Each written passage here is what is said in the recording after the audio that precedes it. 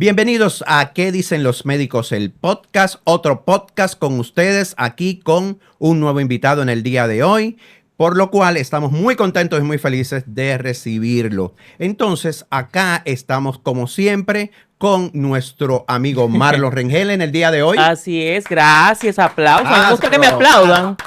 A mí me gusta que me aplaudan porque la gente, ¿sabe? Uno se siente como si uno es artista, ¿sabes? Claro que sí. Pero claro para que sí. los artistas aquí en este podcast son los médicos y por eso tenemos un gran invitado. Vamos a hablar de cirugía estética y yo creo que ese tema le encanta a todo el mundo, Alex. ¿Qué dices tú? Claro, ese tema señores, ese tema siempre está en la palestra pública, está candente, lo que es la cirugía estética. Entonces, vamos a hablar de cirugía estética, medicina estética, sus diferencias y sus controversias también, Marlon, ¿verdad? Así es, vamos a hablar con nuestro invitado, Argenis Sánchez, el doctor Argenis Sánchez, que es cirujano, y por supuesto se ha lidiado con ese tema de las operaciones aquí en República Dominicana. Vamos a darle un aplauso. Un aplauso al doctor Argenis Sánchez. Claro. Mira. Bienvenido. Yo quiero empezar por narices. Vámonos. Porque aquí, obviamente, en República Dominicana tenemos las narices un poco anchas. Entonces, me gustaría saber, tú como cirujano estético, me gustaría saber qué evalúas tú a la hora de recibir un paciente, por ejemplo, que se quiera hacer una rinoplastia. Mira, muy buena pregunta. Lo primero que tenemos que ver es el tipo de piel de la nariz del paciente, el tipo de nariz que tiene. Estos pacientes, por ejemplo, nosotros los latinos tenemos una nariz mestiza, es una mezcla de nariz anglosajona con nariz negroide. Entonces, ese tipo de nariz casi siempre es una nariz de base ancha, de un dorso ancho y no tan común como una nariz anglosajona que tiene esta jiba aquí arriba. Pero sí, es una nariz que lamentablemente el dominicano siempre le gustaría tener una nariz que vaya más acorde con su cara. Entonces, lamentablemente, somos de narices anchas. Sí, no, eso se ve mucho aquí en este No, país. Eso es los latinos el en pan de general. cada día. Sí, latino, Sí, narices los latinos en mestizas. general, con la mezcla africano, latino, taíno. Aquí hay mezcla de todo, Argenis. Así mismo. No, y las dominicanas de paso quieren, te llegan con una foto. Mira, yo quiero esta nariz. ¿Tú ¿Cómo sabes qué? haces en ese caso? Mira, eso es un error. Porque recuerda que lo ideal es que cada nariz vaya acorde con su cara. ¿Cómo va a ser que tú con una cara ancha vas a tener una nariz finita? O sea, se va a ver completamente, no se va a ver armónico, se va a ver feo. Entonces, lo ideal sería que vaya acorde con tu cara. O sea, tú no puedes exagerar porque yo creo que lo ideal sería una nariz que no se vea operada. Una nariz que se vea operada se ve fake. Y algo que hay que tener en cuenta es que es tu rostro, es tu cara. Por ende, tienen que tener mucha cuenta y saber con quién van y dónde van. Siempre procuren que sea un cirujano plástico certificado. Claro. Lamentablemente hay muchos centros, muchos sitios por ahí que hacen que sea aloplastía, que si relleno con ácido hialurónico. Ajá. Y eso hay que tener mucha cuenta. ¿Por qué? Porque si no es un cirujano plástico que conoce la anatomía, o es una persona que tenga un dermatólogo que conozca la anatomía facial, y tú introduces ese ácido hialurónico en un vasito sanguíneo, tú sabes que tiene pérdida de toda esa área de Va a la... producir una oclusión. Wow, Argenis, tú estás en un punto súper importante porque ahora, bueno, mi querido Alex también lo corrobora, hemos estado viendo una serie de personas que se están haciendo la nariz con ácido hialurónico, se están inyectando lo que según el médico estético le ponga en la nariz. Pero ahora bien, en tu caso que eres cirujano, ¿te ha llegado pacientes que tengan algunas secuelas de esas operaciones? Mira, lamentablemente ya cuando el paciente llega con unas secuelas de una obstrucción por ácido hialurónico, ya tú tienes que esperar que se organice ese cuadro y ver entonces qué queda para ver qué tú puedes reconstruir. Pero lamentablemente el resultado es fatal. Ay, Dios. O sea, si tú no tienes y haces el control dentro de los primeros 5 a 10 minutos o media hora máximo, tú vas a perder toda esa área de la cara que se necrose. Dios. Doctor, ¿y qué usted piensa de la alectomía? Alectomía, mira, buena pregunta. Lamentablemente, el dominicano cree que con la simple alectomía vamos a reducir el tamaño de la nariz. Y no es así, para nada. Porque ¿cómo va a ser que si tú tienes la nariz ancha, pero hay que modificar la punta nasal, hay que modificar la base, hay que modificar el dorso? Exacto. Solamente cuando yo agarro y hago, por ejemplo, una alectomía, es por ejemplo que yo haga esto. Fíjate lo fea que se ve la nariz. ¿Por qué? Porque tú solamente estás cortando aquí. ¿Y qué va a pasar con la punta? Entonces, lamentablemente, muchos centros, por ahí, clandestinos, camuflajean esa parte, te le ponen ácido hialurónico y tú ves la nariz muy bonita. Pero una vez se va ese ácido hialurónico, ya tú sabes el resultado que tú vas a tener.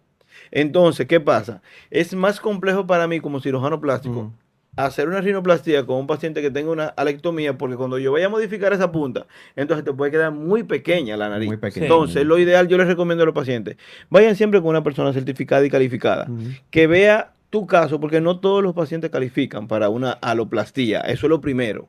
Una vez me llegó un paciente a la consulta que yo le dije, oye, tú calificas para eso, porque tú tienes tu nariz ancha, tú tienes tu cara ancha, pero si yo le hago esa modificación, se ve muy bonita. Claro. Y el paciente feliz. Sí. No, eso es muy importante porque, como tú dices, no todos los pacientes califican para diferentes tipos de procedimientos. Un paciente puede que no califique para una rinoplastía tampoco. Claro. Entonces, el paciente tiene un concepto de que llega al doctor, ¿me entiendes? Con una percepción que no es la correcta y no es que va a ser armónico en el rostro del paciente. Mira, eso es la importancia de la consulta y de la evaluación. Exactamente. Que muchos pacientes creen, a mí me molesta, claro, me limito en responderle de la forma que yo quisiera responderle. Cuando me dice, doctor, ¿y cuánto sale una rinoplastía? ¿O cuánto sale una liposucción? ¿O cuánto sale? Esto no es un mercado. Recuerda, estamos trabajando salud, estamos trabajando tu cuerpo, tu cara, tu rostro. Cada cuerpo, cada cara es diferente. Entonces, lo ideal sería evaluar, ver si tú eres, qué es compatible contigo, qué tú quieres, qué realmente necesitas, si tiene algún componente funcional o no. Si eres alérgico a algún medicamento, antecedentes familiares, todo eso, un conglomerado, te va a decir qué hace falta para el paciente y qué tú vas a hacer. Pero lamentablemente el paciente cree que es como ir al mercado, mira, cómo la libre de arroz. No, no es así. No, y aparte de eso, son pocos los médicos que te hablan claro, porque vivimos en una sociedad que está súper dañada y la gente está detrás del dinero. O sea, por hacer una operación, a veces gastan mal. El doctor te dice, sí, tú calificas, vienen, te operan, quedas mal y vas a gastar 10 veces más. Porque, por ejemplo, en el caso de una gran amiga, ella perdió su nariz y tuvo que operársela. Ahora se la operó con un médico en Venezuela y ahora fue que ella pudo medio recuperar su rostro porque le tuvieron que hacer 4 operaciones después de la primera. Pero yo, como tú lo dices, medio recuperar, porque eso es lo que los pacientes no entienden. O sea, ya vas a tener que acostumbrarte a una secuela de una mala práctica médica por no tomar una decisión certera o por quizá buscar economía. Que eso es lo que pasa. O sea, es el primer error que existe. O sea, el paciente quiere una cirugía plástica estética de su cara, de su rostro, que es lo que siempre se ve, porque tú, una lipo, una mama, tú puedes camuflajearla con la ropa. Como tú camuflajeas tu nariz. Claro, no hay forma. Wow. Claro. Una pregunta, doctor. Hay una tendencia ahora mismo en lo que es las redes sociales de los cirujanos estéticos que no están de acuerdo con muchos procedimientos que los médicos estéticos hacen. ¿Cuál es tu posición con la medicina estética? Porque yo sé que hay cierto roce entre cirujanos estéticos y médicos estéticos, dermatólogos y médicos estéticos. Sí. Hay ciertas cosas que ellos no están de acuerdo o ustedes no están de acuerdo como cirujanos. Sí. Entonces hay odontólogos, porque ahora mismo hay muchas especialidades que están realizando lo que es la medicina estética. Entonces yo veo que hay una tendencia con cirujanos plásticos reconocidos aquí en el país. Que, hay una guerra. Sí, exacto. Que no están de acuerdo mucho con los rellenos con ácido hialurónico, que no están de acuerdo con el Botox, que no están de acuerdo con el plasma con plaquetas. O sea, ¿cuál es tu opinión sobre eso? Mira, hay procedimientos estéticos que son superficiales. Si tú estás preparado, tú lo puedes hacer. Ahora bien, ¿dónde está el conflicto con los cirujanos plásticos y los médicos estéticos? Lo primero es que, por ejemplo, un cirujano plástico tú tienes que hacer, en mi caso yo hice 4 años de cirugía general y 3 años de cirugía plástica. O sea, estamos hablando de 7 años de formación. Entonces, un médico estético te hace un curso de 3 meses y ya se cree cirujano plástico.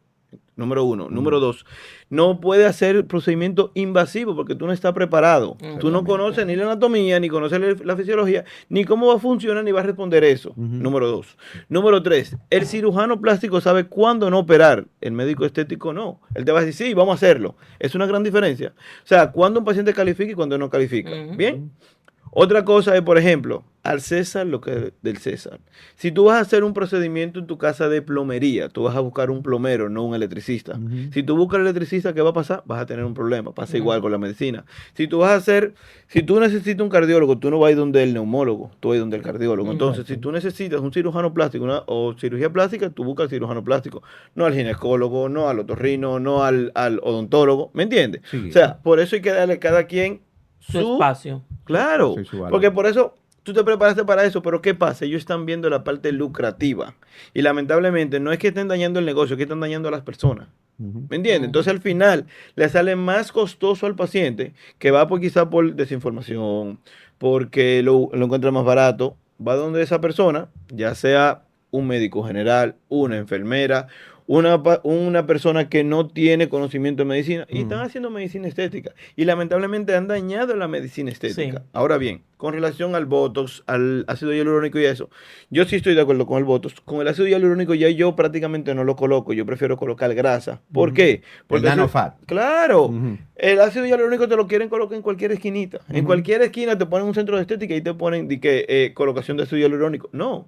Entonces, como ellos no saben manejar ni cómo se trabaja el nanofat, ni la grasa, ni cómo manipular, ni cómo colocarla, entonces yo me voy mejor por esa área. Aprovechando eso, doctor, bueno, tú que manejas ya diferentes áreas del cuerpo, obviamente, desde los 2000 se ha dado una tendencia de que las mujeres quieren operarse los senos. Quieren senos grandes, quieren senos frondosos. ¿Qué opinas tú de eso? Porque ahora mismo, si nos llevamos, como tú dices, Alex, de redes sociales, hay ciertas figuras del medio que se están sacando los senos, ya sea por problemas de cáncer, por situaciones que se van dando, y ellas cuentan que fue después de las operaciones. ¿Qué opinas tú de eso? Mira, la tendencia, gracias a Dios, es ahora a lo natural. Ya estamos cambiando, por suerte. Ya ese cuerpo voluminoso, cintura chiquita, nalgas grandes, senos grandes, ya gracias a Dios ha cambiado. Entonces, ¿qué pasa? Muchos pacientes ya tienen, una por el tiempo, tienen más de 10 años con los implantes, otra es porque si te desarrollan el síndrome de Asia o no, que se puede desarrollar con cualquier cuerpo extraño que se coloque en tu cuerpo. ¿El síndrome? De Asia. Okay. Importante eso, doctor, claro, porque mucha gente no lo sabe. Es un síndrome autoinmune. Que se desarrolla principalmente no por el implante. O sea, el implante puede ser por un implante de rodilla, puede ser por un implante de una muela que te haya puesto. Cualquier cuerpo extraño, el cuerpo te lo puede desarrollar. Sí, como los biopolímeros. Claro. Mira, los biopolímeros causan síndrome de Asia, sí. Claro. Entonces, en el caso de las mujeres que se están quitando las prótesis, para usted, como médico cirujano, ¿qué piensa usted de eso? ¿Está bien? Sí, ¿O claro. usted cree que todavía está de moda el seno con el implante? Mira qué es lo que pasa. Cada paciente tiene su indicación. Porque si un paciente que no tiene nada de seno, le conviene y le convendría colocarse unos implantes para tener un bonito escote, una bonita forma que la ropa le quede bien. Ahora, el paciente que ya tiene tiempo con los implantes, algo que hay que tener en cuenta es que cuando tú tienes un tiempo, 5, 7, 10 años con unos implantes, si tú tenías un tejido mamario de ese tamaño, recuerda que va a producirse una hipotrofia, ese tejido mamario va a ser mucho más pequeño. Por ende, cuando tú te vayas a retirar ese implante, tus mamas van a ser más pequeñas de lo que tenían en aquel entonces. Que hay que tener en cuenta eso. Claro. Entonces, es un reto para muchos cirujanos. ¿Por qué? Porque tenemos que reconstruir y tratar de darle una bonita forma a esa mama y que quede por lo menos un escote y una mama bonita. Entonces, no siempre se consigue. ¿Me entiendes? Por eso hay que hablar muy claro con los pacientes, porque todo cirujano plástico, médico estético, cirujano estético, te va a presentar solamente la parte bonita. Nunca te va a presentar ni complicaciones, ni los casos fallidos. ¿Qué complicaciones puede haber en una operación, por ejemplo, de senos, doctor? Todas. Tú puedes tener, depende del tipo de cirugía, claro, de mama. De mama cirugía tú tienes aumento, reducción, levantamiento. Ahora bien, de todas tú tienes complicaciones que aparecen en todas, como sangrado, dehiscencia, hematoma, infecciones, etcétera. Ahora bien, tú puedes tener incluso rechazo a un implante. Yo tuve una paciente que le hice un recambio de implantes un tiempo, y la paciente me llegó porque se le había roto un implante. Dentro del seno. Dentro de la mama. Eso. Entonces, no es común, pero en el caso de ella no fue ni por trauma ni nada. Pero ¿qué pasa? Hicimos el recambio de implantes, pusimos los implantes muy bonitos, con pexia. Luego entonces, como al mes, la paciente comenzó como que si quería hacer una dehiscencia cuando se separa el tejido. Pero nunca se expuso el implante. Y oye, qué raro, le pusimos de todo, le entré a quirófano. Y luego lo que decidimos fue, mira, vamos a hacer una prueba para ver si tú eres alérgica al silicón. Y efectivamente, fue un caso completamente atípico. O sea, se tuvo que quitarlo. Claro, porque lo normal es que se exponga el implante cuando tú tienes un rechazo al implante. Lo fuimos donde un alergólogo, efectivamente. Desde que le sacamos el implante, hicimos la reconstrucción, santo remedio, el paciente cicatrizó y todo bien. Wow. Pero eso es una frustración. Claro que sí. Porque imagínate ir a primero invertir tu dinero. Porque la gente que sabemos que las cirugías plásticas son costosas. Y más este tipo de cirugías. Pero ir y también ver que eres alérgica al implante y que no te lo puedes poner ya. ¿Qué solución hay ahí entonces, doctor? Bueno, ahí por ejemplo hicimos reconstrucción mamaria y le ayudamos con un poco de injerto grasa. Le pusimos un poco, ya después que tú reconstruyes, ahí tú sí puedes injertar tu grasa. ¿Por qué? Porque tú tienes ya el volumen adecuado de la mama y tú sabes dónde colocarlo. Porque, por ejemplo, un error que tienen muchos pacientes que dicen, no, doctor, pero yo quiero un aumento mamario con grasa. Sí, pero si tú tienes tosis mamaria, tienes flacidez de la misma, tú no puedes solamente con la grasa poder conseguir ese aumento y forma bonita de la mama. Porque igual ocurre, si tú quieres colocarte, tienes tosis mamaria, ya sea un grado 2, grado 3, por ejemplo, y tú colocas el implante y no le haces una pexia, ya sea perireolar, ya sea vertical o sea una T, tú no vas a conseguir que esa mama se vea apretadita. Sí. ¿Me entiendes? Doctor, ¿y qué diferencias o qué pacientes, déjeme hacerle esta pregunta, qué pacientes son candidatos a una abdominoplastía o a una liposucción? Ok, mira, muy buena pregunta. Lo primero es que un paciente para una liposucción, lo ideal es un paciente con una lipodistrofia localizada. Dígase que tú tienes tus flancos, tienes una barriguita aquí, no para paciente obeso. Eso es muy importante. O sea, hay un error fuerte entonces aquí en lo que tú estás diciendo. Pero lamentablemente, porque vemos en centros médicos a mujeres súper exuberantes gordas haciéndose lipos, poniéndose la cintura súper pequeña, porque esa es la realidad. No, esa es la realidad. Vemos a estas mujeres gordísimas haciéndose solamente liposucción en una zona, pero ¿y lo demás? ¿Cómo tú lo haces? Va a quedar un luchador. Los glúteos, la pierna. No. Mira, por eso tiene sus indicaciones. Lamentablemente, hay de todos. Habemos cirujano plástico, me incluyo porque soy cirujano plástico, que es lo que vemos es la parte lucrativa, el dinero, ¿no? Yo lo opero, que sé yo qué, ya después que resuelva ella. No, hay que tener por lo menos conciencia y criterio. O sea, imagínate que sea un familiar tuyo, ¿Ves por qué yo lo invito a él a los programas? Porque él es demasiado sincero como cirujano. No, o sea, hay otros que no, Argenia. Hay otros que por su cuarto, sí, yo te la hago una lipo en la barriga, vamos para allá y ya. Y no le importa a nadie. Eso es importante. La sinceridad sobre todo y ante el paciente, porque es tu credibilidad que va a quedar en juego. Al momento en un paciente no vaya a quedar bien como el paciente desee. Incluso Argeni es uno de los pocos cirujanos que le gusta trabajar la naturalidad dentro de los cuerpos. O sea, tú entras a su página de Instagram, que es Dr. Argeni Sánchez, usted entra ahí y usted va a ver todas las operaciones que le ha hecho son cuerpos naturales. Tú dices, wow, o sea, se ve una escultura linda, limpia, y tú dices,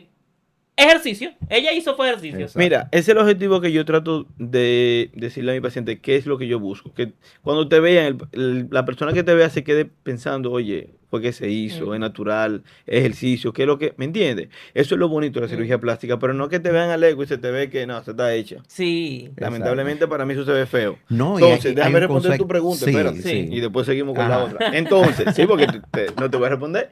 Entonces, ¿qué pasa? Cuando tú tienes un paciente que ya ha dado a luz, ya parió, tuvo 1, 2, 3 embarazos, por ejemplo, tú tienes una diástasis abdominal que se ocurre aquí, en los rectos de la pared abdominal. Cuando tú sales embarazada de la paciente, ellos se separan porque hay un producto dentro. Entonces, cuando das a luz, ellos vuelven a su posición, pero no se pegan. Entonces, queda una diástasis que es como si fuera una hernia, número 1. Número 2, hay pacientes que tienen una piel que no es de muy buena calidad y tenemos entonces una flacidez. Que por más ejercicio que tú hagas, esa flacidez siempre va a quedar ahí. Número 2. Y número 3, aparte de agrégale que tenemos lipodistrofia en esa parte del colgado, que es la parte anterior del abdomen. Entonces, es un paciente que califica para una abdominoplastia. Ahora bien, tú tienes, dentro de esa clasificación, tú tienes para mini abdominoplastia completa o abdominoplastia en flor de lis. ¿Me entiendes? Mini, claro. Mini abdominoplastia es cuando tú tienes un paciente con una laxitud mínima y tiene su diástasis abdominal, que tú dices, oye, para esta paciente, pero si tú le haces la liposucción, no va a mejorar. ¿Por qué? Porque tiene su diástasis abdominal, pero tiene una laxitud cutánea mínima. O sea, hay que resecar la piel, pero hay que corregir la diástasis abdominal. En términos criollos, eso que usted me acaba de decir es una mini barriguita que usted tiene ahí colgando, que por más que usted se haga lipo y se ponga faja, a usted le va a quedar su cuerito. Claro. Y por ende la cicatriz va a ser mucho más pequeña. Va a ser como si fuera una cesárea, tú le pones tu misma cesárea, 1 centímetro a cada lado más. ¿Me entiendes? Que el paciente lo agradece Otra mucho. cosa que yo he visto en las abdominoplastías, a mi consulta han llegado pacientes que tienen una cicatriz, pero sumamente inmensa. Sí. O sea, de cadera a cadera. Y yo digo, pero ¿qué necesidad había de hacerle esta cicatriz tan grande a esta paciente? Entonces, aparte de eso, hacen queloides, la cicatriz se ancha, hay diferencias en la coloración de la cicatriz y eso. Yo he visto en tus últimos posts que tú has estado reparando, por decirlo de esa manera, cicatrices. Por ejemplo, una persona que mal cicatrizó, por ejemplo, en el caso de eso también allá abajo, ¿cómo haces tú para dejar esa línea tan fina? Porque yo he visto las operaciones tuyas y yo digo, mira, hay que tener una especialidad en eso porque las marcas que quedan después de una cirugía son feas. Mira, si supiera que hay muchos pacientes que están contentos con sus resultados, pero más no así con sus cicatrices. Y están felices porque el doctor le dio buen servicio, pero entonces si su cicatriz no fue la mejor. Entonces, lamentablemente, ya sea porque tienen vergüenza de ir con su médico que lo operó, yo le digo, no, ve con tu médico. ¿Qué te dice tu médico? Número 1. Número 2, lamentablemente, como tú dices, hay pacientes que tú dices, pero tú no eras gorda, tú eras delgada, porque esa cicatriz está allá atrás. Y casi siempre coincide que lo hizo un intrusista. Casi siempre, cuando tú ves esa cicatriz allá atrás, casi siempre es un intrusista, porque tú tienes medida. Cirugía plástica, todo es medida. Sí. Ahora bien, para el tratamiento del queloide, yo siempre digo a los pacientes, o sea, si ya se formó, está formado, ya lo ideal sería resecar esa cicatriz y trabajar para que no se forme el queloide. Porque, ¿qué es lo que pasa? Todo es a nivel celular. Lamentablemente, vemos muchos cirujanos que no conocemos esa parte. O sea, creemos que, no, yo lo hago, te la quito y te pongo tarazones. Yo no uso esteroide ya. Y yo no uso esteroide a mi paciente con queloide. No. Yo tengo mi técnica, si el paciente tiene y hace, por ejemplo, una cicatriz hipertrófica o hace queloide, entonces hay que saber en qué momento del proceso de cicatrización es que está actuando los fibroblastos y qué tipo de colágeno se está formando ahí para saber qué tipo de producto tú usas y qué tipo de técnica tú vas a hacer. O sea, para que tú veas lo complejo que es, pero la gente solamente ve la parte superficial. Pero no, todo es a nivel celular, todo es a nivel interno. ¿Qué tipo de colágeno es el que se produce? Porque te voy a poner un ejemplo. Los fibroblastos, hay un proceso de cicatrización, sabemos que dura 1 año promedio. La primera fase, que es la inflamatoria, que tiene que ocurrir obligatorio. Si pone antiinflamatorio, ya tú sabes que ese paciente lamentablemente va a retrasar el proceso. Entonces, hay factores que te influyen a que el paciente te haga queloide, como la genética, la edad, localización, trauma, infecciones, etc. Entonces, tú tienes factores que te van a propiciar que este paciente te haga queloide, número 1. Número 2, si tú tienes una cicatriz con tensión, tú tienes mucha probabilidad de que hagas queloide. Entonces, lo ideal sería, cuando tú vas a reparar o tú estás haciendo una cirugía, es que no haya tensión en la cicatriz, número 1. Número 2, si el paciente tiene ya por antecedente que te hace queloide, ¿qué tú haces? Bueno, vamos a recomendar entonces radioterapia, que es la misma que se usa para los pacientes de cáncer, pero superficial, dígase a una baja intensidad. ¿Para qué? Para que modifique el ADN de esos fibroblastos y no produzcan colágeno de más en excesivo. Fíjate por dónde vamos. Sí. Entonces, cuando ya tú tienes esos fibroblastos que colocaron la cantidad de colágeno necesario para que esa cicatriz selle, entonces todo el colágeno que se siga produciendo en exceso es lo que va a modificar esa cicatriz y entonces tú ves que vas a abultar el tamaño de la cicatriz. Entonces, cuando tú tienes la fase proliferativa, que cuando comienza y pasa del colágeno tipo 3 al tipo 1, que es el definitivo, y hay esa desorganización de los fibroblastos produciendo colágeno, tú entonces ya aplicas la colagenasa. ¿Para qué? Para que destruya ese colágeno excesivo que se está produciendo ahí. ¿Me entiendes? Okay. O sea, fíjate lo complejo. La gente una enzima para que ayude a que se desnaturalice ese colágeno que se está produciendo extra, que ya no hace falta. Sí. Pero para que tú veas cómo es lo complejo, pero la gente solamente ve la parte superficial. Y el resultado que quieren verlo de ya para allá. Ahora, mientras menos trauma tú le causas a una herida, más bonita va a quedar. Ahora ahí está la diferencia. Mira, hay que dar el mensaje como se tiene que dar. Hay mucha gente, doctor, que se hacen operaciones, por ejemplo, liposucción, y tú las ves metiéndose un camión de comida en menos de 1 semana. O sea, ¿cuáles como los requerimientos que tiene que usar el paciente después de hacerse una lipo? Porque hay gente que se hace la lipo y empieza a comer arroz, empieza a tomar cerveza. Sí. Esa es la realidad de aquí de República Dominicana. Se van de parranda, no hacen el procedimiento como tiene que ser. ¿Cuánto tiempo tiene que durar una persona después de haberse hecho lipo para ver los resultados perfectos? Mira, el resultado final de una liposucción siempre se ve luego de los 3 a 6 meses. El resultado final. Ahora bien, si tú quieres mantener ese resultado a largo plazo, vas a depender de ti, porque no es una varita mágica. Nosotros hicimos el trabajo, te pusimos bonita, quitamos la grasa que había en exceso, recogimos aquí, quitamos allá. Pero si tú no te comprometes con tu cuerpo a mantener ese resultado, lamentablemente, todo se va. Wow. ¿Me entiendes? Claro. Que es lo que ocurre mucho. O sea, muchos pacientes, no, ya, yo me operé ya. Y quieren hacer la misma vida que tenían antes, y cuidado si peor, porque ya están flacos, Sí. que ya están delgados, porque ya tienen silueta. Y eso, ¿me entiendes? Claro. Y algo muy, muy, muy importante, tanto para la cirugía como para las cicatrices, como para todo, es evitar el humo del cigarrillo. Lamentablemente el humo del cigarrillo lo que hace es que tu cicatriz se ponga oscura, que se ponga negra, que se ponga hipertrófica, que se ponga ancha. ¿Por qué? Porque disminuye la luz del vaso sanguíneo que está llevando oxígeno a esa área, por ende llega menos oxígeno, por ende eso es una cicatriz o una herida o una cirugía que lamentablemente va a quedar fea. Ok, otra pregunta que te tenía era sobre los pacientes obesos.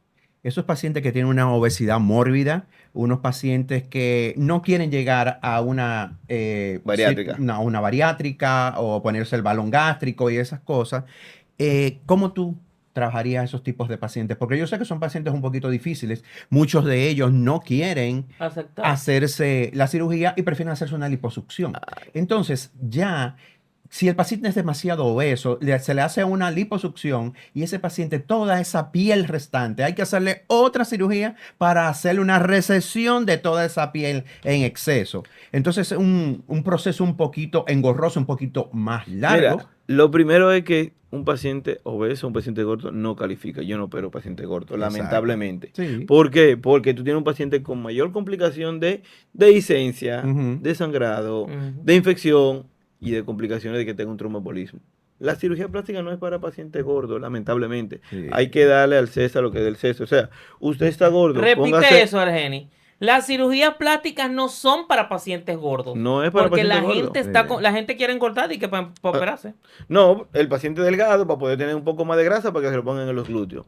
O sea, estamos erróneos, estamos mal, lamentablemente, estamos mal. Sí. Y mira, que es mi profesión, la amo, disfruto lo que hago, pero lo hago con criterio. Trato de hacerlo con criterio, ¿por qué? Porque yo amo lo que hago. Claro, ¿entiendes? eso es importante. O sea, a mí no me interesa ganarte tu dinero, y se lo digo a los pacientes, digo, oye, si fuera por mí, yo te digo, mira, sí, vamos a hacerte, te gano tu dinero y ya. Al final tú tiras para adelante, pero no. A mí lo que me interesa es que tú tengas un buen resultado, que tú estés feliz. ¿Me entiendes? Cuando el paciente incluso va para allá, ya sea por revisión de cicatriz, yo le digo, oye, tú tienes garantía de mi procedimiento que te voy a hacer, yo te doy garantía. Y tú sabes que es difícil, como médico, que tú no sabes cómo va a responder esa piel. Pero si tú tienes todos los criterios, tú sabes cómo hacerlo, tú sabes cómo va a responder. Claro. Pero esa es la diferencia. Ahora, paciente gordo. No, paciente gordo lamentablemente tiene que, lo primero es cambiar el chip aquí. Exactamente. Si tú no te comprometes contigo, pues está bien. Tú no quieres operarte, hacerte una bariátrica, hacerte un balón gástrico. Ponte ese ejercicio, come saludable y tú verás que vas a rebajar. Pero ya después rebajaste, ya te cuelga todo. Ahora tú eres candidato para una cirugía plástica. Pero es para recoger el exceso de piel que tú tienes. ¿Me entiendes? Pero ya tú sabes que si un paciente viene muchas veces con un postbariátrico, un paciente que tiene déficit, ya sea de vitamina, de hierro y de ciertas sustancias, que tú tienes que saber qué le falta a ese paciente para poder complementar el momento de la cirugía.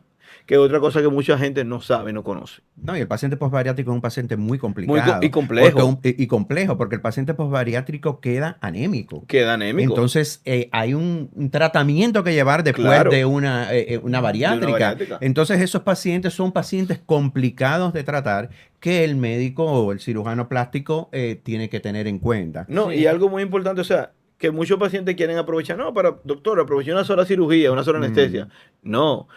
Tu seguridad no está en juego. Yo nunca voy a poner tu seguridad por quererme ahorrar o por quererte ahorrar a ti un tiempo y una cirugía extra. No, vamos a hacerlo en 2 tiempos quirúrgicos. Un primer tiempo podemos hacer una abdominoplastia en flor de lis, podemos hacer, por ejemplo, cruroplastía. En un segundo tiempo trabajamos las mamas. Ahora bien, cuando tú quieras hacer todo junto, tú sabes que tiene mayor riesgo de complicaciones, mayor estrés quirúrgico, mayor tiempo anestésico, por ende mayor riesgo de complicaciones. Entonces, tu seguridad no es negociable. Así es. Argeni, hay una tendencia en República Dominicana y bueno, con el movimiento hemos visto a varios hombres operarse. ¿Operarías tú un caballero? ¿Y qué riesgo corre esta persona? Porque se quieren poner senos, glúteos, se quieren hacer cintura. ¿Qué piensas tú de estas operaciones? Mira, yo a todos mis pacientes le agrego una evaluación psicológica. ¿Por qué? Ahora tú me dices, tú como caballero, tú dices, mira, yo tengo una lipodistrofia, aquí esta pancita, estoy alto ese sitio, tú eres candidato, yo te opero. Ahora bien, a mí no me gusta trabajar con ese tipo de pacientes. ¿Por qué? Porque son pacientes que lamentablemente no están bien de aquí. Entonces un paciente que al final nunca se va a aceptar como es un paciente que siempre va a tener, que no, doctor, que esto, que aquello, entonces se van sumando factores, y al final es una bomba de tiempo. Yo prefiero particularmente no operarlo. Respeto a quien lo haga y muy bien, o sea, se pueden operar, pero a mí no me gusta. ¿Me entiendes? Claro. Eso es un dato importante porque la gente está creativa con eso, Argeni. Y también me gustaría saber cuántas liposucciones se puede realizar una persona en un año. Porque vemos gente, como tú dijiste ahora, que en medio le sale algo, déjame hacerme una lipo. Se van y se quieren hacer 3 y 4 lipos en un año. ¿Cuántas operaciones estéticas puede aguantar el cuerpo humano entonces? Mira, lo ideal sería mientras, en este mundo, en este caso sería menos es más. Mientras menos tú te hagas, mejor vas a quedar. Ahora bien, es que ahí que está el problema, es que si no hay un compromiso contigo y mantener esos resultados, tú nunca vas a ser feliz. ¿Por qué? Porque tú vas a seguir comiendo y por eso vas a volver a acumular grasa. Ahora bien, mientras más cirugía tú te hagas, más riesgo tú tienes de complicaciones. Pues te voy a poner el ejemplo de la lipo que me dijiste. Te hiciste una lipo, ya tú cambiaste, sacaste esa grasa de ahí y tú tienes tejido de fibrosis o de cicatrización ahí debajo. Por ende, cuando tú haces una liposucción, el adipocito que tú tienes ahí pierde la capacidad de poder aumentar y disminuir de tamaño. Por eso tú ves que el paciente que se hace una lipo, cuando engorda en otras áreas donde no se hizo lipo, en los brazos, en la espalda, en los muslos. Entonces por eso se ven feos. Pero entonces, cuando tú intentas hacer lipo nuevamente en esa área donde ya hiciste lipo, tú no vas a sacar grasa. Entonces, tú tienes mayor riesgo de ¿qué? De que esa área se queme o que se necrose. ¿Por qué? Porque tú tienes menos irrigación sanguínea. Sí. Por eso, mientras menos tú te hagas, es mejor. Para que tú veas. Y no me conviene a mí. No. Pero, porque claro, yo digo, no, ven operate. No, mientras mientras menos te hagas, es mejor. Vas a quedar más natural y más bonito. Entonces ahí vienen las deformidades. Tú ves esa piel que se ve rugosa. Tú ves entonces que el doctor, que mire que me quemó la faja. Me quemó la faja, no, me quemó muchas veces por la liposucción. Sí. Le quisieron hacer muy superficial. Tú tienes que respetar un límite de 1 centímetro de grasa. Ir al plano. Claro, plano tú tienes específico. 3 planos de grasa, superficial, medio y profundo. La literatura te habla que tienes que trabajar el plano medio y profundo. El plano superficial solamente para hacer huellas, para marcar y hacer las sombras cuando tú quieras hacer una liposucción de alta definición. Pero tú lo haces sutil. Pero hay, lamentablemente, hay cirujanos que quieren vaciar al paciente y dejarle la piel pegada al músculo. Un paciente fisiculturista todavía tiene una capita de grasa. Entonces, ¿cómo va a ser un paciente que no hace ejercicio? Va a tener eso pegado. Entonces, le quita el plexo subdérmico de irrigación. Entonces, ahí vienen las complicaciones de que se necrosó ese colgajo. ¿Y hasta cuántos litros de grasa se pueden sacar en una liposucción? Lo recomendable, según la literatura, hasta 5 litros de grasa. Pero va a depender mucho de cada paciente. El paciente que delgado que tú dices, oye, yo le saqué 4 o 5 litros de paciente. ¿Me entiendes? Eso va a depender mucho. Y tú tienes unos valores que tú manejas con el anestesiólogo, que te dicen, no, mira, hasta aquí ya. ¿Por qué? Porque hay un permisible de grasa con sangre que se pierde, o que se pierde un poco de sangre. Claro. Entonces, lo ideal siempre es llevar al paciente con la mejor hemoglobina posible. Por encima de 12 es lo mínimo. Pero llevar al paciente en las mejores condiciones para que tenga un mejor resultado. Doctor, ¿por qué la gente le tiene miedo a la anestesia? Mucha gente sufre cuando le hablan de anestesia. Sí. Ay, la anestesia, ¿por qué? ¿Qué pasa con la anestesia? Tabúes. Tabúes, sobre todo tabúes. Porque yo creo que, mira, con la anestesia el anestesiólogo tiene el control de ti. Cuando me dicen, no, que me puedo quedar en la anestesia, pero usted puede caer bajando la escalera y te puede matar. Es más frecuente los accidentes de tránsito que un paciente se muera por una anestesia. ¿Me entiendes? Es verdad. Pero el paciente tú dices, pero anda, si tú andas en la calle con un motor, anda a alta velocidad y no tiene casco, si choca te vas a matar. ¿Me entiendes? Tiene más riesgo de que te mates. Pasa igual. Si tú no llevas y no tienes el control y llevas al paciente en las mejores condiciones, tiene más riesgo de complicaciones, de que te vaya a pasar algo. Entonces, el paciente, por eso tú tienes la evaluación cardiológica, cardiovascular, preanestésica, por psicología y la evaluación de nosotros y por neumología. O sea, es un screening de 5 especialistas que te van a ver. Entonces, si tú ocultas algo, algunos se te van a salir.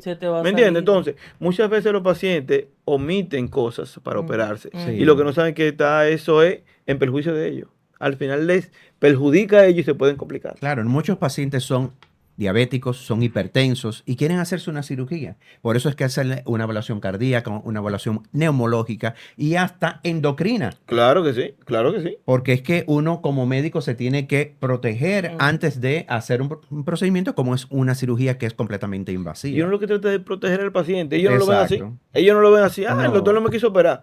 Una vez una paciente era un poco obesa, yo le digo, no, mira, ponte a rebajar y después que tú vengas yo te opero. Bueno, la paciente se operó. Fue con otro que sí le cobró. Ahí tuvo la paciente que 20.000 complicaciones, que de licencia. Después se vio con una paciente y me dice, ay, el doctor sí, yo fui donde él, pero él me dijo que no me quiere operar. Y mira ahora.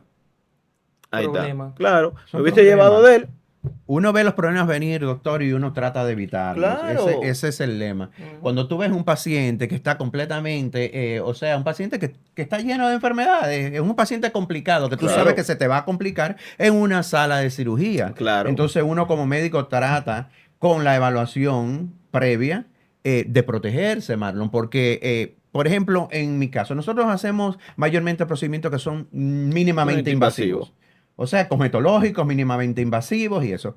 Y se lo explicamos a los pacientes, pero el paciente no tiene que firmar un consentimiento de nosotros, porque entonces después el paciente va a venir de nosotros a reclamarnos. No, porque hacen eso, puede haber complicaciones y puede haber riesgo. Porque, ¿me entiendes? Te puede hacer un choque anafiláctico por una reacción a un producto que tú le pusiste que tú no sabías ni el paciente. Entonces, por eso es lo importante del consentimiento informado.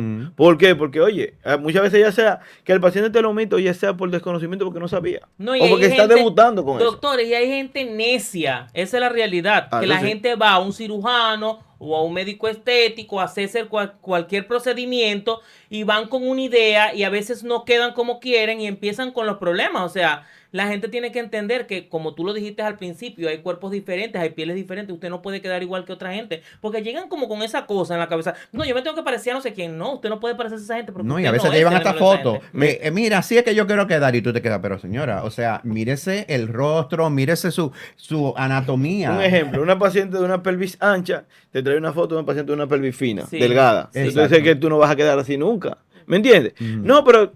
Entonces, también otra cosa, se llama mucho de lo que ven en las redes. En las redes eso es una falacia. Las redes es un mundo aparte que tú dices, pero yo he visto compañeros que lamentablemente tú dices, no, pero eso tiene Photoshop. Es que no hay forma. Es que uno que opera sabe que tú dices que no. Ven acá, ¿cómo tú vas a decir a mí que esa paciente quedó así cuando tú me enseñaste la foto de en el post inmediato? Dime esos pacientes de Turquía. Oye, esos pacientes de Turquía, pero te ponen nuevos de pacientes, otra gente. Así, tú dices así mismo. Sí. Y tú dices, pero que no puede ser. Entonces todo el mundo quiere ir para Turquía. La ignorancia. No solamente por los implantes de pelo, quieren irse a hacer cirugía de todas, porque los turcos son de que lo máximo, pero que son unos cambios que tú te quedas, pero ven acá, son otra gente. Sí. Redes sociales. Y te cobran un dineral, señores, porque te arman un paquete turístico más el de la operación. No, eso es un negocio redondo. No, es que ahora mismo, oye, todo es dinero, todo lo que se ve es dinero. Pero como te digo, o sea, yo disfruto la cirugía plástica, yo amo la cirugía plástica, por eso yo soy selectivo y celoso con mi trabajo. Lamentablemente, si tú no calificas, no calificas. Claro. Te voy a preguntar algo más sobre la blefaroplastía. ¿Qué pacientes califican para una blefaroplastía, tanto superior como inferior? Ok. Lo primero, un paciente con laxitud cutánea, un paciente con mirada cansada. Un paciente que tú tienes, que tú le ves, que esa piel, esa laxitud cuelga, número uno. Número dos, un paciente que tú le ves estas bolsas grasa aquí debajo, que lo avejenta, lo hace ver más de una persona de mayor edad, lo hace ver más feo. Entonces, son pacientes, eso es lo primero.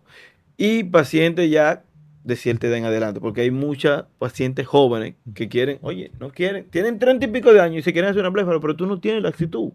Pero estoy hablando mínima, que incluso con una buena hidratación va a mejorar, pero ellos quieren operarse. No te opero, que te vas a complicar. Porque ¿qué pasa? De las complicaciones que tenemos un ectropio, que tú ves este párpado aquí que se le ve la esclera completamente. Se ve feo. Sí. Entonces, lo ideal sería paciente con laxitud cutánea y paciente con herniación de las bolsas grasas. Es el paciente idóneo y candidato para hacerse una blefaroplastía. Perfecto. Está perfecto todo, entonces. Yo creo que la gente se fue bien completa hoy. Claro, o sea, el que se quiere operar está bien claro de lo que tiene que hacer. Sí. Sí, yo creo que en el día de hoy hemos cubierto todos los temas y sobre todo esos temas de cirugía plástica que todo el mundo hace preguntas sobre porque mucha gente, yo soy uno de los que piensa así, que me quiero hacer esto. Incluso fui una vez a donde el doctor y él me dijo a mí, Marlon, es que tú no calificas para eso. Y no todo el mundo dice eso. La gente, como él lo dice, está pendiente del dinero, págame mi dinerito. Si usted se quiere sacar un poquito del brazo, yo se lo saco, pero me paga mi dinero. Él te habla claro y te dice si sí o si no. Es y que eso así debe ser. ¿Sí? Nosotros como médicos tenemos que protegernos, señor. Así es. Pues encantado de recibirte aquí en ¿Qué dicen los médicos? El podcast. Casa. Esta es tu casa, puedes volver cuando tú quieras. La invitación está abierta para ti. No, gracias, de verdad que sí. Muy amena la conversación, me gustó, o sea, muy profesional. Sí. Creo que abarcamos todos los temas, creo que aclaramos muchas dudas de muchos pacientes. Creo que tú verás que van a pedir que volvamos. Así claro que sí, no encantado de recibirte. Pues mi familia de ¿Qué dicen los médicos? El podcast, aquí en el día de hoy terminamos otro episodio más de tu podcast favorito. Manténgase al tanto en las redes sociales y también en Instagram, en YouTube y en Spotify. Así que estamos en todas las redes sociales y en tus plataformas digitales. Los esperamos a todos.